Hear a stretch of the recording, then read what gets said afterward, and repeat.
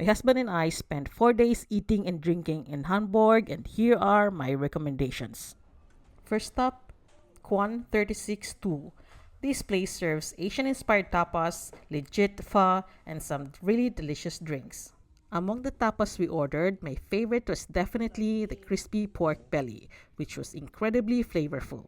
The bao with fried chicken also stood out, fluffy, soft, and packed with flavor. But what makes it so special is the interior.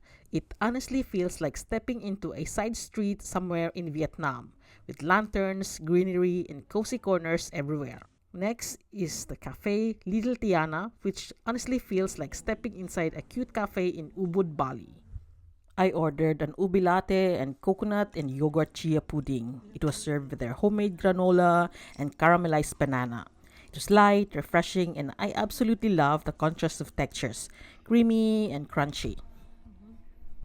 My husband went for a toasted sourdough topped with avocado cream, tomatoes, greens, and burrata. A hearty and satisfying plate and will definitely fill you up for hours.